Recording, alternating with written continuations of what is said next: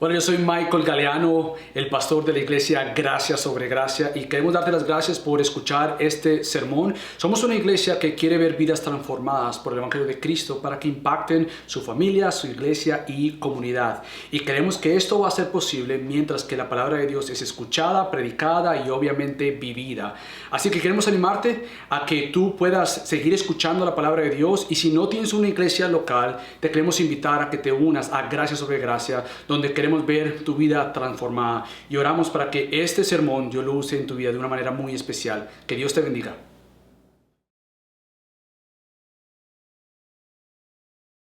Familia, pueden tomar asiento. Qué bendición otra vez estar con ustedes, saludarlos y seguir con nuestra serie El Gran Señor para toda prueba. Y en esta mañana quisiera hablar un poco sobre cómo entendemos esto que causa dolor a nuestro corazón, y es cuando hemos recibido quizás palabras o acciones de personas que amamos y nos han traído dolor. Pienso, por ejemplo, en muchos donde en este día celebramos nuevamente el Día de los Padres y damos gracias a Dios por los papás que Él nos ha dado y por los padres que Dios está levantando. Pero yo creo que honestamente una de las cosas que tenemos que entender es que muchos hoy recuerdan que no han tenido un padre. Muchos hoy día recuerdan que no han tenido una figura paterna que los cuide, que los ame con palabras y con toque, afecto físico, de decirles aquí estoy. Y al contrario, muchos quizás se han sentido rechazados y ofendidos y dolidos por sus propios papás o su propio papá. Y no simplemente los papás, pero podemos colocar ahí cualquier persona que quizás por alguna acción o palabras han traído dolor a nuestro corazón. Entonces, quizás, y solamente pongo quizás porque puede ser que realmente el dolor que recibimos por ser una noticia de una enfermedad, noticias quizás de una pérdida de trabajo, de dificultades económicas, quizás aún el dolor que causa el ser corregido por un pecado de uno cometido, no se compara en muchas veces al dolor que uno siente cuando una persona que dice amarnos nos traiga dolor. Ese dolor que sentimos cuando sea nuestro padre o nuestra mamá o alguien que queremos o amistades o aún personas que no conocemos y por alguna otra razón han traído dolor a nuestra vida. Entonces, lo que yo quisiera hablar hoy es cómo nosotros como creyentes tenemos un lugar seguro, que obviamente es la palabra de Dios, un fundamento sólido donde podemos ir y decir, Dios, ¿cómo respondemos ante la maldad traída a nosotros por medio de otras personas? ¿Cómo respondemos ante el mal que otros causan en nuestra vida y que han causado dolor, heridas y ofensas en nuestro corazón? Ahora, lo que podemos decir es cómo entender el mal de otros hacia nosotros. Esas son las preguntas que queremos contestar. ¿Cómo respondemos ante el mal de otros hacia nosotros? ¿Cómo perdonar a otros aún por una ofensa que consideremos pequeña o grande? ¿Cómo perdonarles? Y a la misma vez, ¿cómo confiar en los planes de Dios que aún usa el mal causado por otros para nuestro bien? Estas son algunas preguntas que vamos a comenzar a contestar hoy, y pienso que nos va a tomar otro sermón y posiblemente otro sermón para tratar de entender cómo movernos hacia un perdón verdadero, sabiendo que Dios es tanto soberano y el hombre es responsable. Entonces vamos a ver cómo la Biblia hoy nos ayuda a complementar que la soberanía de Dios es proclamada en la Biblia, pero por otro lado, la responsabilidad del hombre no es minimizada en la Biblia. Hay y es responsable, pero Dios gobierna todo. Así que con esto en mente vamos a ir a una historia muy conocida, y es la historia de José. Entonces vamos a Génesis capítulo 45 y vamos a leer los versículos del 1 al 8 para darnos a entender esta reconciliación de términos. Dios es soberano y el hombre es responsable. Así que ve conmigo a Génesis capítulo 45 y leemos los versículos del 1 al 8, donde dice lo siguiente. José no pudo ya contenerse delante de todos los que estaban junto a él y exclamó: haced salir a todos de mi lado. Y no había nadie con él cuando José se dio a conocer a sus hermanos. Y lloró tan fuerte que lo oyeron los egipcios, y la casa de Faraón se enteró de ello. José dijo a sus hermanos: yo soy José. Y esta pregunta: ¿vive todavía mi padre? Pero sus hermanos no podían contestarle porque estaban atónitos delante de él. Y José dijo a sus hermanos: acercaos ahora a mí. Y ellos se acercaron. Y él dijo: yo soy. vuestro hermano José, y escucha esta frase, a quien vosotros vendisteis a Egipto. Versículo 5, cambia. Ahora pues, no os entristezcáis, ni os pese el haberme vendido aquí, pues para preservar vidas me envió Dios delante de vosotros. Porque en estos 2 años ha habido hambre en la tierra y todavía quedan otros 5 años en los cuales no habrá ni siembra ni siega. Y el versículo 7 dice, Dios me envió delante de vosotros para preservaros un remanente en la tierra y para guardaros con vida mediante una gran liberación. Ahora pues, ¿no fuisteis vosotros los que me enviasteis aquí, sino Dios? Y Él me ha puesto por padre de Faraón y señor de toda su casa y gobernador sobre toda la tierra de Egipto. Ahora, en estos tan solo 8 versículos, tú te vas a dar cuenta lo que la Biblia entera, en muchas otras circunstancias, va a tratar de ayudarnos a entender, y es reconciliar 2 cosas que usualmente los ponemos en guerra, y es la soberanía de Dios y la responsabilidad del hombre. Entonces ese es un punto que vamos a ver hoy. Solamente vamos a ver un punto y vamos a ir moviéndonos hacia el próximo sermón del próximo domingo, pero vamos a ver la soberanía de Dios y la responsabilidad humana o la responsabilidad del hombre. Y precisamente fuimos a José porque es uno de los ejemplos de la Biblia para ayudarnos a entender y reconciliar estas 2 cosas que no están en contra de una y la otra, sino que se reconcilian. Por un lado tenemos la soberanía de Dios, que no minimiza la responsabilidad humana, que peca contra Dios, pero por otro lado la responsabilidad humana no minimiza, ni aplasta, ni aparta la soberanía de Dios. Es decir, Dios está en control de absolutamente toda su creación. Es algo de gran esperanza para ti y para mí. La soberanía de Dios nos da consuelo que ante toda situación de mi vida, Él está gobernando todo. Él tiene control de todo. Él tiene control de su creación. Pero por otro lado, encontramos que aunque Él tiene control de todo lo creado, Él permite, y el hombre es responsable por toda acción contraria a Dios. El hombre peca contra Dios, pero esto no minimiza el gobierno de Dios. Y el gobierno de Dios no minimiza la responsabilidad del hombre. Cada hombre y mujer toma sus propias decisiones conforme a cada persona. Sin embargo, la Biblia presenta esta tensión. Dios está en control de absolutamente todo, aún de la humanidad. Sin embargo, la humanidad decide rebelarse contra Dios, pecar contra Dios e ir en contra de Dios. Pero Dios sigue gobernando. Es un rompecabezas que mucha gente quiere separarlos en 2. Pero la Biblia te presenta un rompecabezas en 1. Dios es soberano y tú y yo somos responsables por nuestro pecado. Esto no minimiza mi responsabilidad cuando peco, pero tampoco entonces hace que Dios diga yo no puedo obrar, aun cuando tú estás usando un mal o aun cuando estás pecando. Dios sigue gobernando y puede usar el mal causado de otros para contigo, para tornarlo para tu bien. Y ese es el gran misterio de la preciosa y poderosa providencia de Dios. Dios es soberano. Y su soberanía es su control absoluto de todo. Y su providencia es como esto que Él dice, yo tengo control, Él lleva a cabo y obra todo para nuestro bien.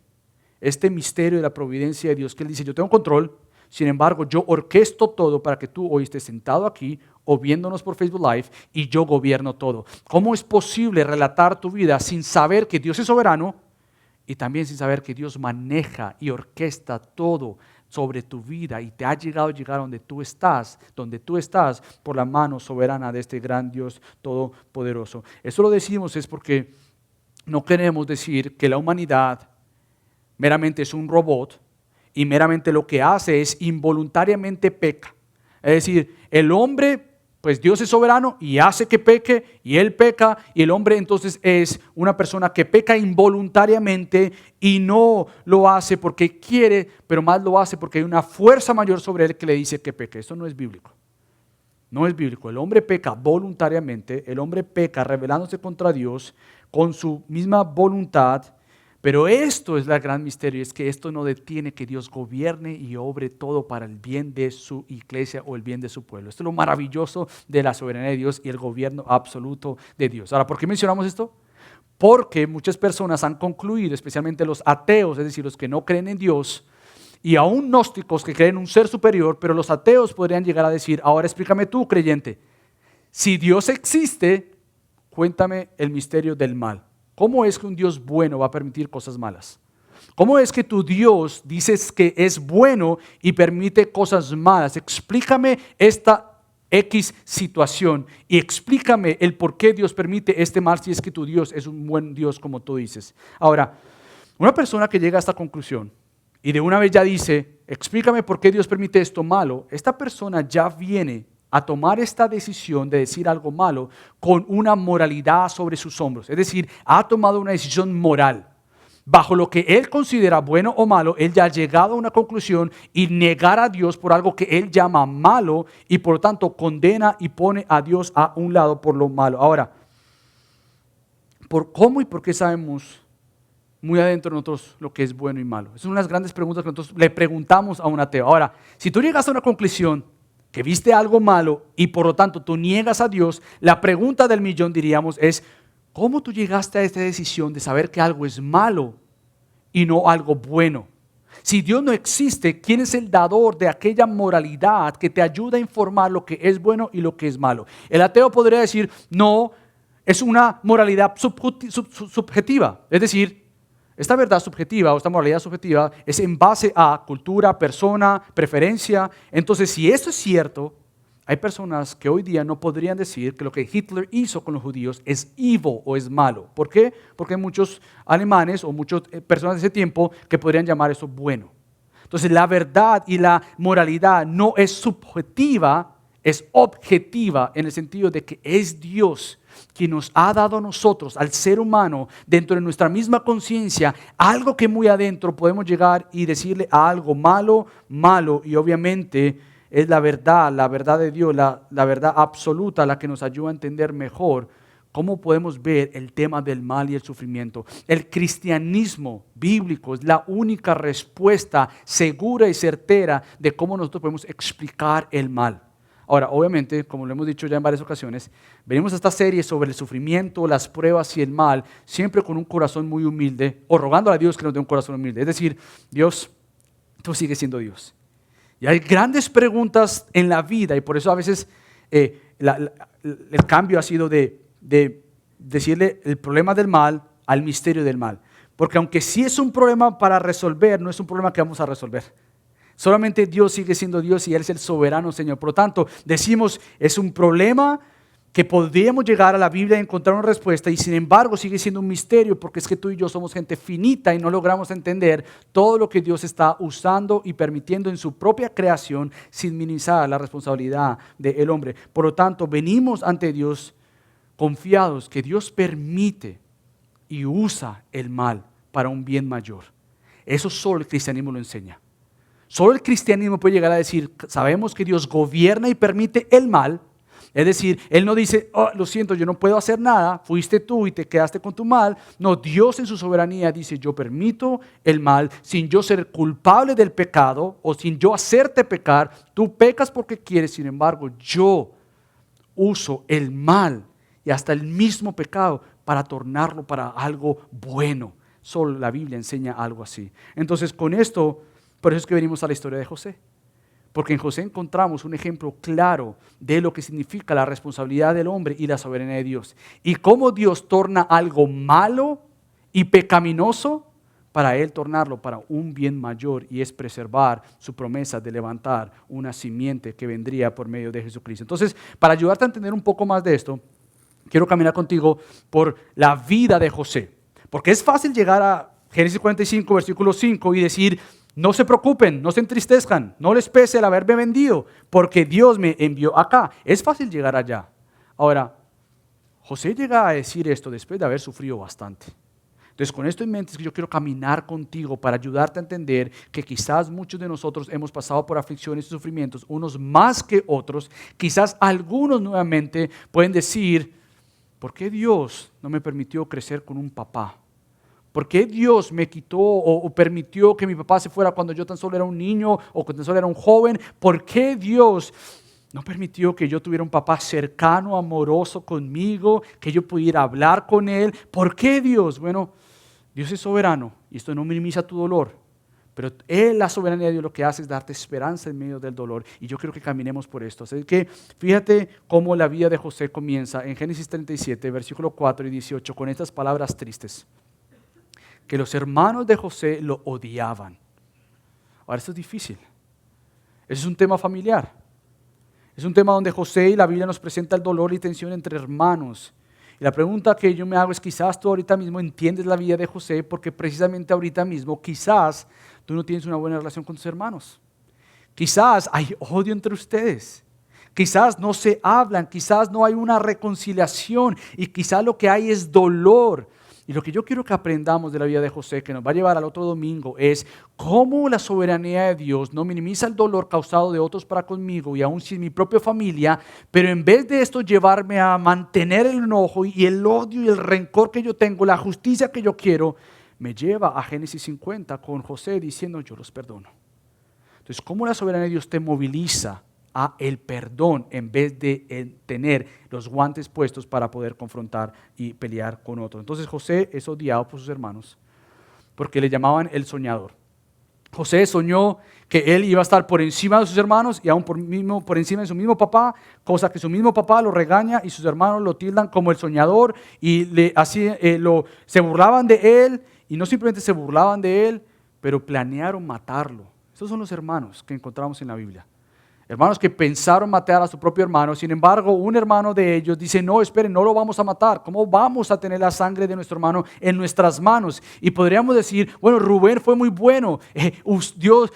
Rubén de alguna manera preservó la vida de José. No. Y sí, Rubén se puso de pie para decir, no hagamos este mal. Sin embargo, Dios estaba orquestando todo para que la vida de José no se acabara ahí, porque Dios tenía un plan para la vida de José. Entonces, aún en estas historias encontramos el misterio de la responsabilidad del hombre, pero por la responsabilidad del hombre está la responsabilidad y la soberanía y la providencia de Dios orquestando todo. Entonces, vemos que en vez de matarlo, lo ponen en un pozo, que una de las cosas que decía hace unos minutos era, ¿cómo imaginarnos el pozo que estuvo José? No fue un pozo lindo como una piscina ahí guardado, no, fue un pozo seguro oscuro, con mucho dolor, con mucha angustia. Era un muchacho joven, quizás viendo que sus propios hermanos lo tiran ahí, burlándose de él y planeando cómo engañar a su padre. Y sin embargo, más adelante nos damos cuenta que lo venden a Potifar, el oficial del faraón. Ahora, todos estos son relatos que la Biblia nos presenta para entender el sufrimiento y el dolor de la vida de José. A veces la soberanía de Dios como que la minimizamos para aplastar nuestros sentimientos, pero al contrario, vemos en estos relatos tristes y dolorosos gran parte de la vida de José. Y muchas veces hablamos de la vida de José como, mira, perdonó, tú tienes que perdonar. Mira, él entendió la soberanía de Dios.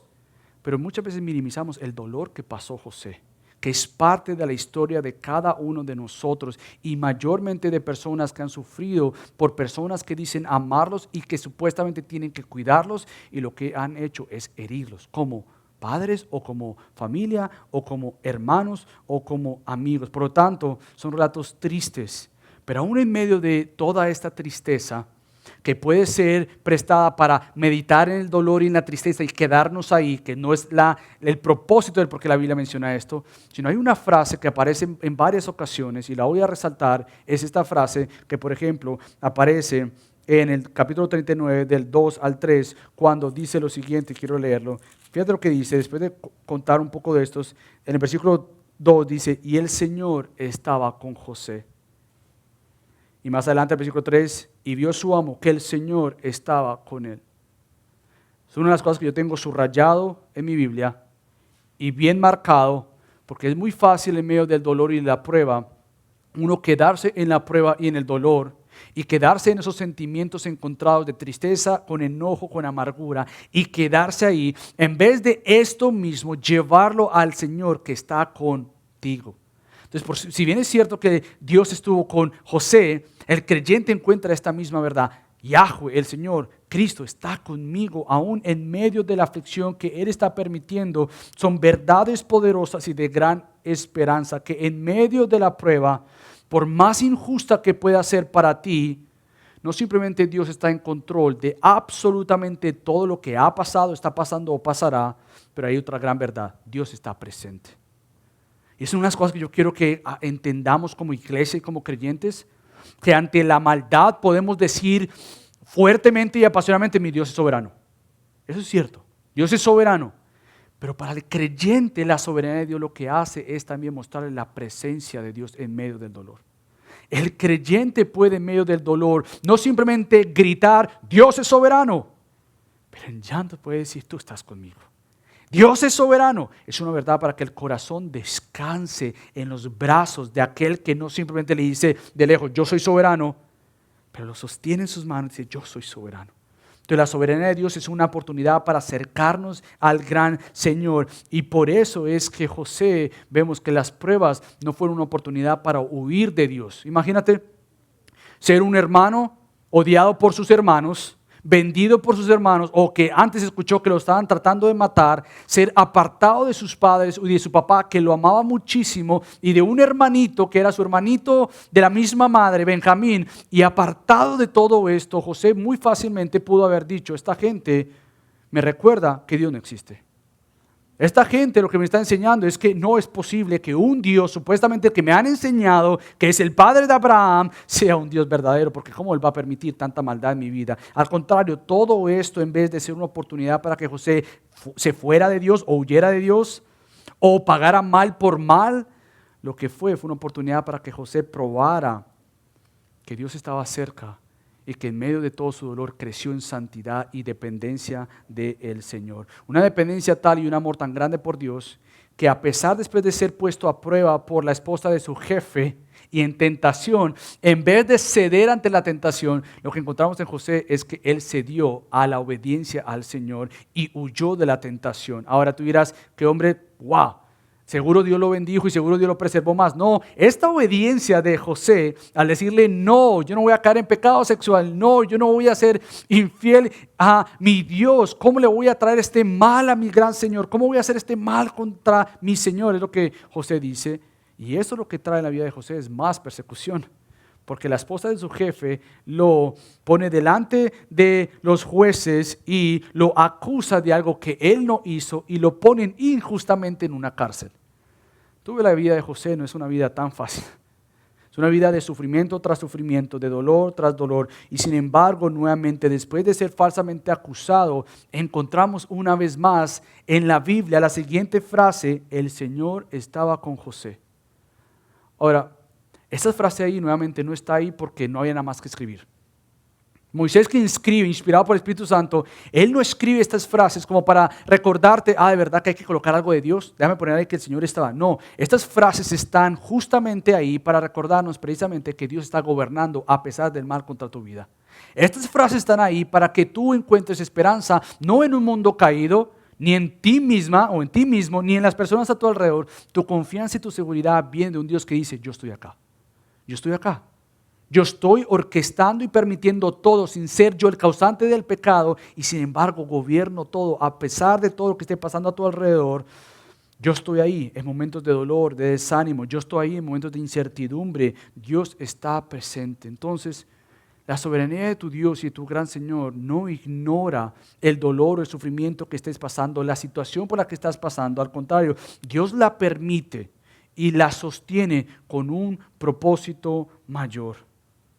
Ahora, vemos que más adelante en la vida de José, que José le revela los sueños al copero y tú dices, ya por fin va en la cárcel, le revela los sueños al copero, ya de estas va a salir y sin embargo lo que encontramos es que el copero también injustamente se olvida de las promesas que le hace a José, no le habla al faraón, se queda un montón de tiempo ahí y sin embargo podríamos decir, se acaba la historia de José porque al copero se le olvidó. Sin embargo, nuevamente, ante toda obra humana está la obra mayor de Dios. Ante toda circunstancia traída a tu vida hay uno que está gobernando todo. ¿Sabes por qué? Porque ese mismo, después más adelante, esto que Dios le dio a José la habilidad de revelar sueños, pasa que el faraón mismo tiene otros sueños y resulta que no hay nadie que los pueda interpretar. Y tú dices, ¿y quién lo va a hacer? ¿Sabes quién? José.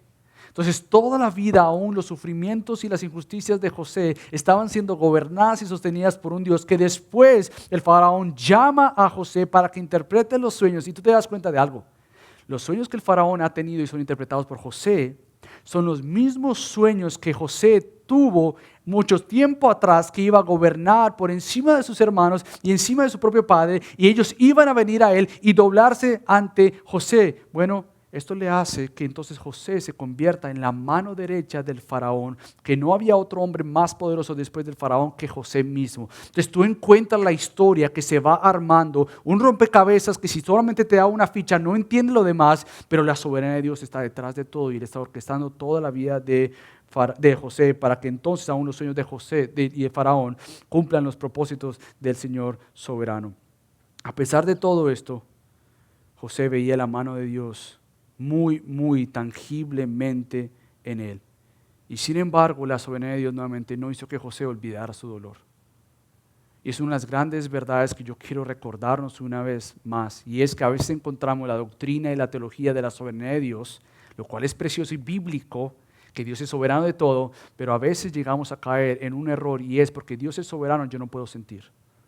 Porque Dios es soberano, yo no me puedo doler. Porque Dios es soberano, yo no puedo llorar. Porque Dios es soberano, simplemente pasó esta injusticia, no importa, Dios es soberano. Y a veces jugamos con la tarjeta de, vamos a ver, y estamos pasando por un dolor, Dios es soberano. Y la verdad de la soberanía de Dios no niega tu dolor. No hace que miremos las aflicciones de nuestra vida causadas por otros, y especialmente por personas que tú dices que amas, y tú dices, no, voy a minimizar esto. No, ¿sabes por qué no?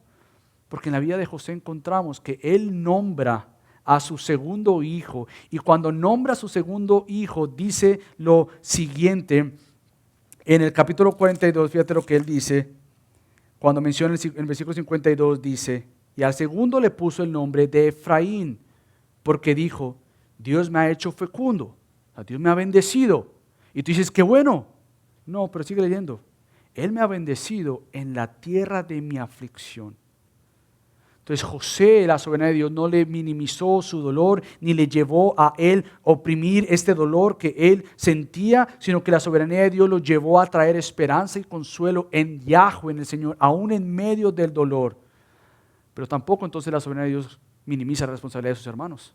Porque entonces leímos claramente en el capítulo 45 que aún José dice, ustedes me vendieron, ustedes fueron, pero Dios.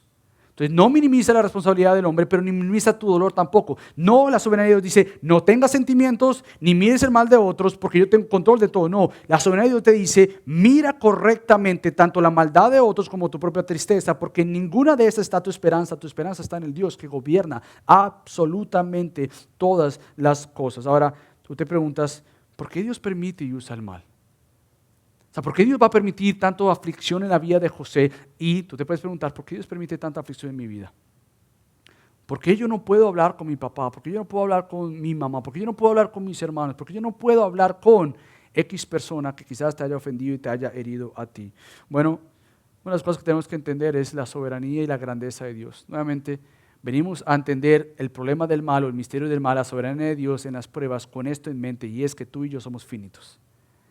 Tú y yo somos finitos ante un Dios infinito. Tú y yo tenemos una mente limitada contra un Dios que es completamente sabio y grande. Ahora, déjame leerte algo que leí esta semana del pastor Tim Keller, que me ayudó mucho a entender mi mente finita y limitada con un Dios tan grande y soberano como es nuestro Dios. Él dice lo siguiente, si Dios, todopoderoso y sabio, dirige toda la historia con su infinito número de eventos interactivos hacia buenos fines, esta es la soberanía de Dios, que todo lo usa para bien, escucha esto, sería una locura pensar que podríamos observar cualquier evento en particular y comprender una millonésima parte de lo que provocará.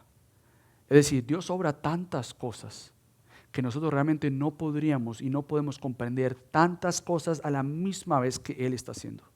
Dios es tan sabio que lo que nosotros podemos ver quizás es un mal temporal, y es mal, es dolor, y sin embargo este mal temporal, Dios está obrando tantas cosas que nosotros no podemos ver.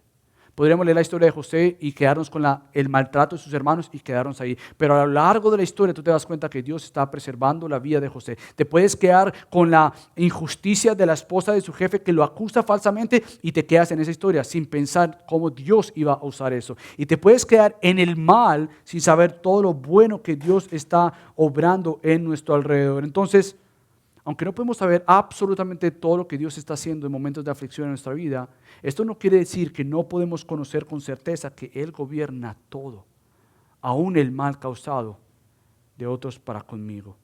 Tenemos la confianza plenamente que aunque yo no las entienda completamente, hay un Dios que gobierna todo, aún el mal y el dolor en mi vida. El cristianismo es la única verdad absoluta que puede decir que Dios puede tornar algo malo y pecaminoso para algo mejor y bueno. Y parte de lo que nosotros encontramos es precisamente la muerte de Cristo. Todo mal nuestro, todo sufrimiento nuestro causado a nosotros o nosotros causado a otros, no va a ser posible comprendido si nosotros no miramos al gran sufrimiento de la cruz de Cristo. Cómo Dios permitió, y lo vamos a ver más adelante, como Pedro dice en Hechos 2, que ustedes lo mataron, pero Él estaba preparado desde la eternidad por su Padre para precisamente esto. Entonces lo que nosotros encontramos nuevamente es que a pesar de las maldades sobre nuestra vida, encontramos este cuidado que Cristo dio enteramente su vida en una cruz para comprarnos, salvarnos y perdonarnos, hacernos suyos. Y el mal mayor es lo que pasó en aquella cruz. Cristo, el perfecto, dio su vida por nosotros. Y por Cristo es que nosotros como creyentes tenemos una tierra, un lugar prometido, un lugar celestial donde lo temporal aquí se acabará allá. Donde todo sufrimiento que no entendemos aquí no existirá allá. Y para eso yo quiero llevarte nuevamente. Es bueno recordar dónde es y cuál va a ser tu casa. Esta no es tu casa. Este no es tu lugar. Y a veces nos airamos o nos enojamos quizás por el dolor causado a nosotros, pensando que eso no puede pasar acá.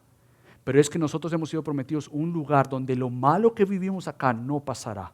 Y es posible eso bueno que viviremos en la eternidad por aquel bueno que se entregó en una cruz. Entonces, en momentos de crisis es bueno recordarnos hacia dónde vamos, hacia dónde el Señor nos está llevando.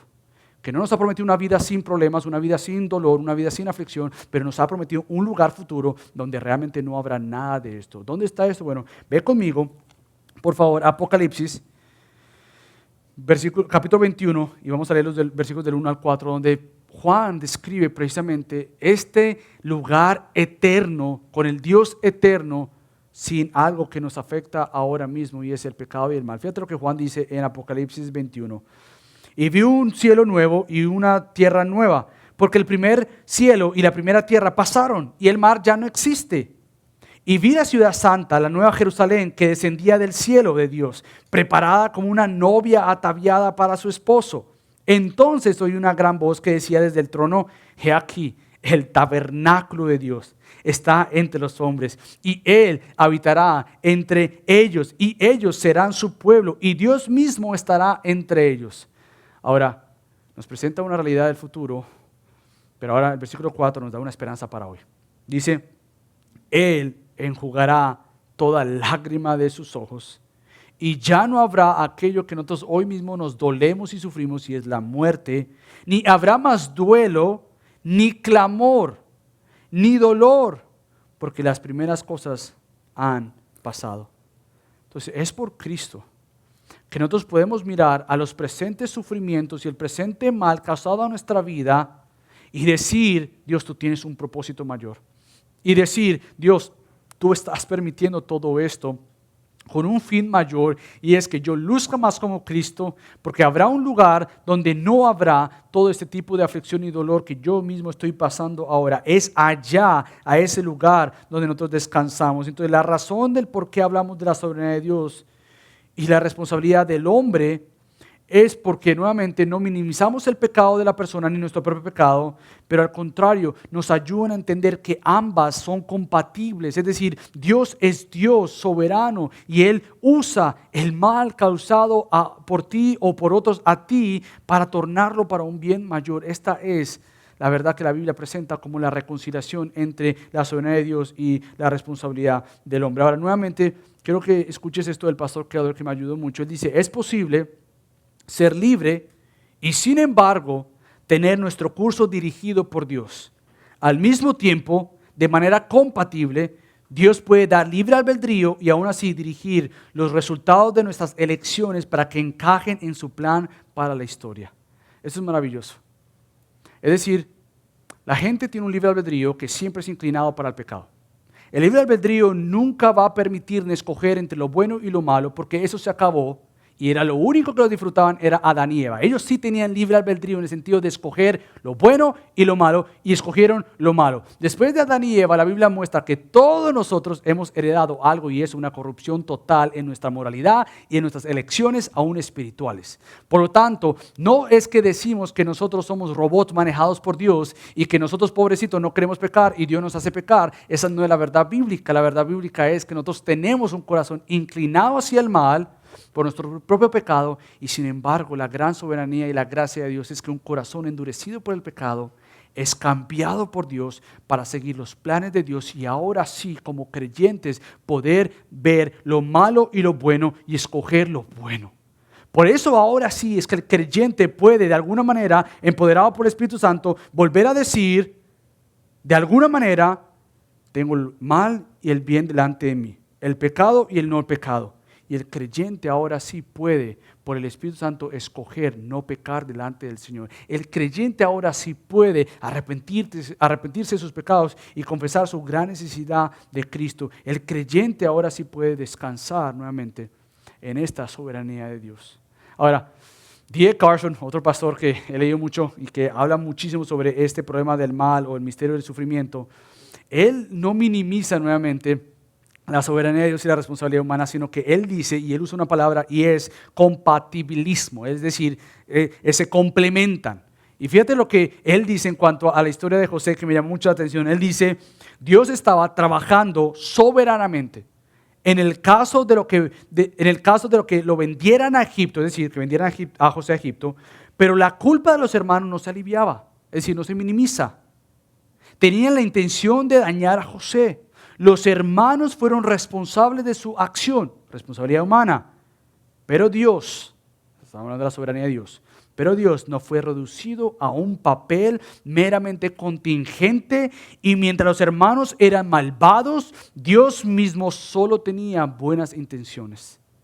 Ese es el gran descanso para el creyente, que ante los planes malos de las personas contra él sabe que su Dios torna todo para bien. El creyente, en vez de buscar justicia en sus manos, él lo que hace es entender que su Dios está permitiendo esto, aunque no entiende para qué. Muchas veces él sabe, y es que su Dios está gobernando todo y torna todo el mal causado de otros para contigo, para su gloria y su propio bien. El creyente entonces lo que hace es, por ejemplo, si tú no creciste con una figura paterna, y tú, por ejemplo, no supiste cómo era que tenías que criar a tus hijos, educarlos, prepararlos, amar a tu esposa, porque quizás no viste esto en tu casa, el creyente no se echa para atrás y dice, yo no vi esto en mi casa. Por lo tanto, yo voy a repetir los mismos errores que mi papá, o lo que no vi en mi casa, lo voy a repetir. El creyente ahora tiene algo, y eso eleva su mirada al Señor. Y tiene páginas en la Biblia para entender cómo un hombre luce delante de Dios, cómo una persona redimida por Cristo se comporta como Cristo, cómo una persona entonces ante la maldad de que quizás no vio esto y le podemos llamar como malo, o creciste quizás con un papá que no te dio un ejemplo de lo que es un hombre de Cristo, creciste con un papá que pronto otra vez ausente, y lo que eso hace ahora para el hombre y para la mujer es decir, eso estuvo mal, sí estuvo mal. Pero ahora el creyente puede decir, ¿cómo luce mi vida ahora para Cristo? ¿Cómo mi vida ahora luce que refleje y muestre a Cristo? ¿Cómo mi vida trae gloria a Dios con lo que Él ha comprado en y es mi propia vida? Entonces, ¿cómo el creyente descansa? Precisamente como lo hizo José en los versículos del 5 en adelante, cuando él dice nuevamente en Génesis 45, Él me envió para preservar vidas.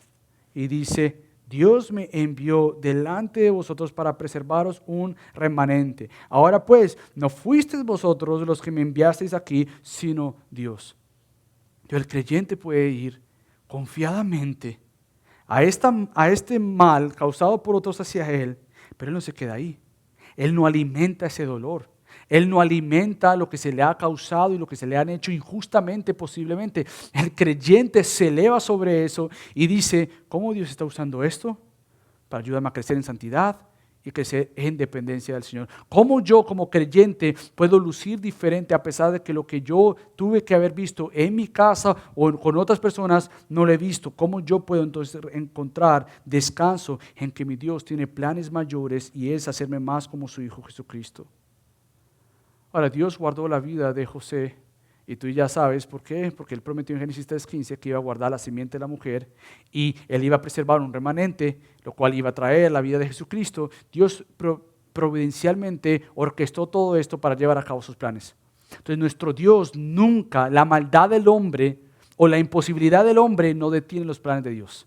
Dios aún usa el mal del hombre para llevar a cabo sus buenos propósitos. Este es el Dios grande que nosotros tenemos, que ante la maldad, Él no dice, yo no me puedo meter ahí.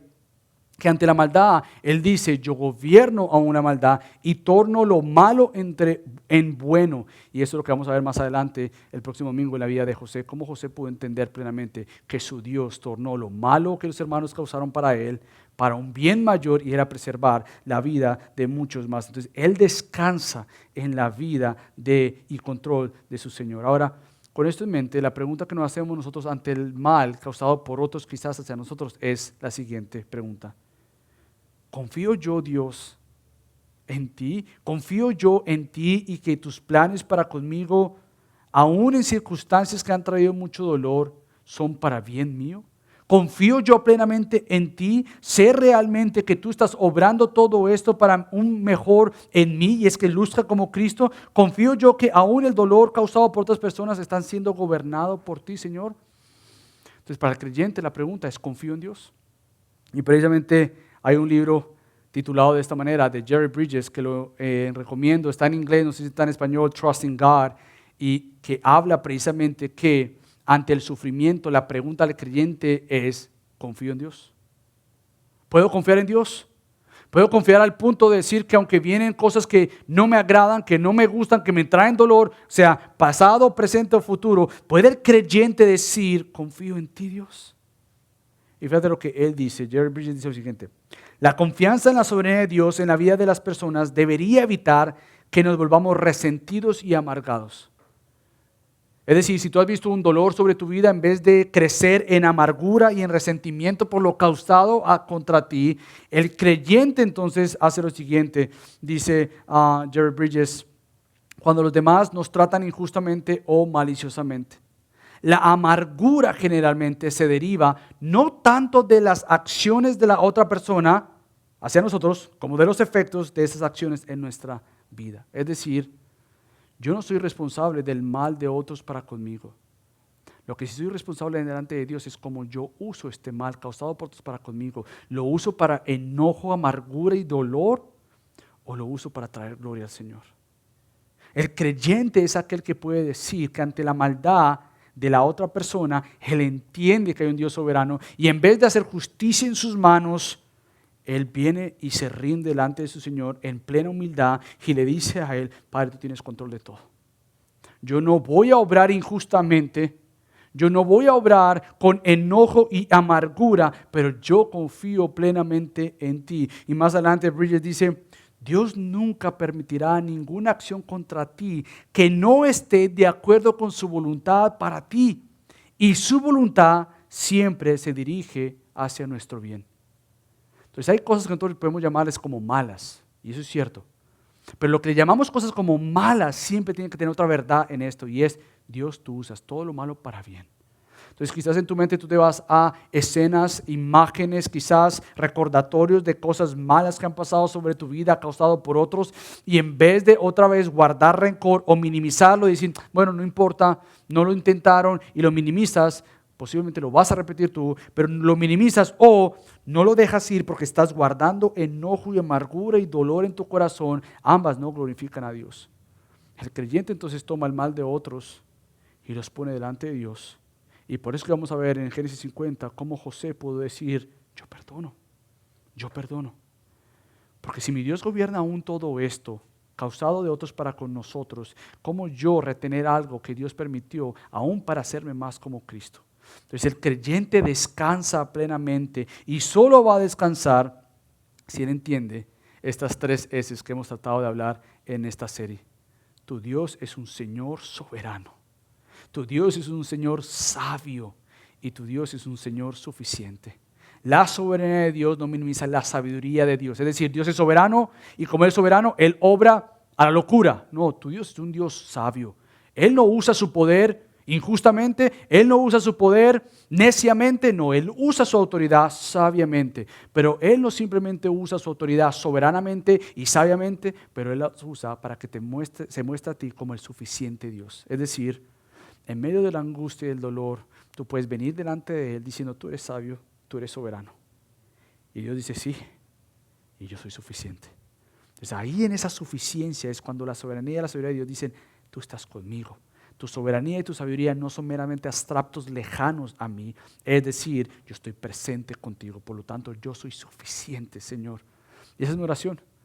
Que mientras que nosotros recordamos el cómo ser ahora padres que luzcan como Cristo, hijos que luzcan como Cristo, esposos que luzcan como Cristo, esposas que luzcan como Cristo, hermanos que luzcan como Cristo, entonces nuestra vida no va a tomar provecho de lo malo que ha causado otros hacia ti, sino al contrario, nos vamos a movilizar en ser agentes que proclamen esto, y es, mi Dios está en control de absolutamente todo, y yo descanso en que Él es el soberano, Señor.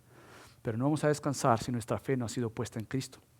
No vamos a descansar en la soberanía de Dios si no hemos entendido que la misma soberanía de Dios permitió que su Hijo estuviera en una cruz por ti y por mí. Por tanto, el creyente, antes de ser creyente, tiene que confesar sus pecados, creer en Cristo, arrepentirse de sus pecados y decir, yo necesito de este gran Señor que, a pesar de mi maldad y mi propio pecado, su Hijo fue entregado en una cruz. Y yo necesito de este Cristo, por tanto me arrepiento de mis pecados, creo en Cristo, porque entonces bajo esta verdad de ahora ser suyo, todo lo demás que ha traído dolor a mi vida va a poder entonces tener un propósito mayor, y es que yo luzca más como aquel que me salvó en aquella cruz. Y es el bien mayor, que mi vida luzca como Cristo, pero no es posible sin Dios, es posible por Dios. Así que acompáñenme a orar.